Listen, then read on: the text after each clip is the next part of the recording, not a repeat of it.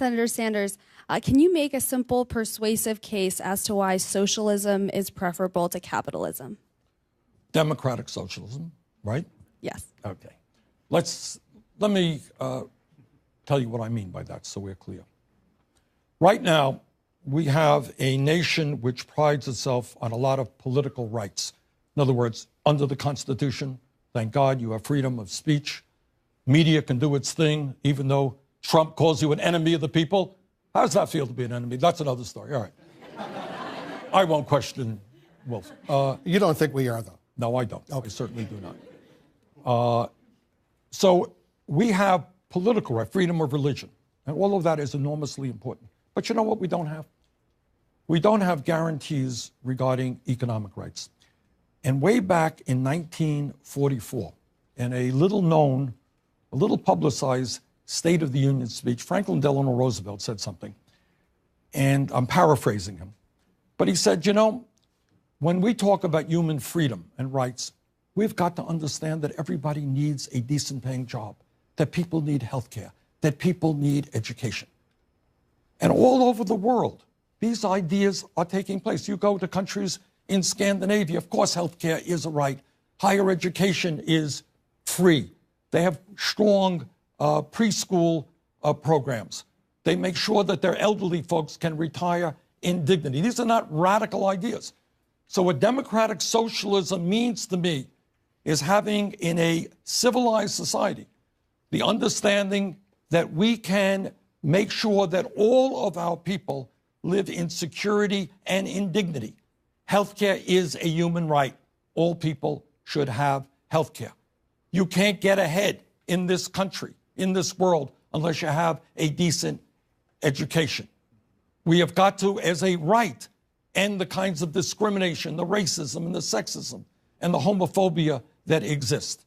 So to me, when I talk about democratic socialism, what I talk about are human rights and economic rights. Senator, President Trump said in his State of the Union address, and I'm quoting him now, America, this is the president, America will never be a socialist country. Will that hold true if you're elected president? If I am elected president, we will have a nation in which all people have health care as a right, whether Trump likes it or not. We are going to make public colleges and universities tuition free. We are going to raise the minimum wage to a living wage of at least $15 an hour. And whether Trump likes it or not, when I talk about human rights, you know what that also means?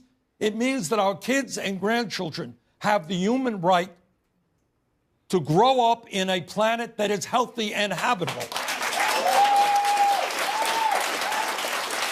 And it is really a disgrace and an embarrassment that we have a president who rejects science, who does not even understand that climate change is real and caused by human activity, who does not understand what this planet will look like in years to come if we do not go forward boldly and transform our energy system away from fossil fuels. Let's continue with climate change right now. Michelle Gregory has a question. She's from the Eastern Shore of Maryland.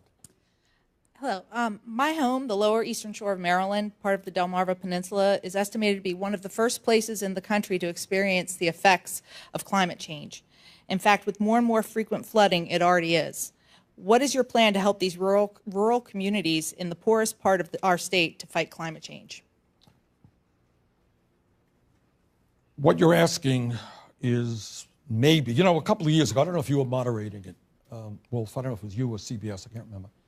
And somebody asked me, they said, what is the major national security issue facing this country? And you know what I said? I said climate change. And people laughed. Wasn't that funny?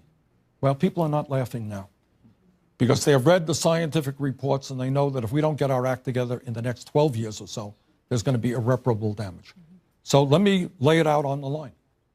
We are going to have to not only take on Trump and his deniers, but we are going to have to take on the power of the fossil fuel industry.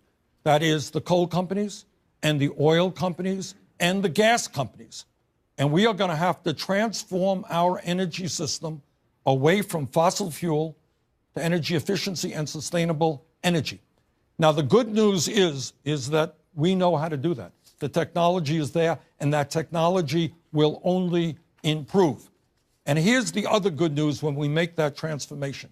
We're going to create millions of good-paying jobs, weatherizing our homes, changing our transportation system, moving aggressively into wind and solar and other sustainable energies. But this, to me, is an existential crisis that impacts not just you and me and our generation, but our kids and our grandchildren. And we must accept the moral responsibility of leaving these kids, future generations, a planet that is healthy and habitable. And I will do everything I can to have the United States lead the rest of the world. We can't do it alone.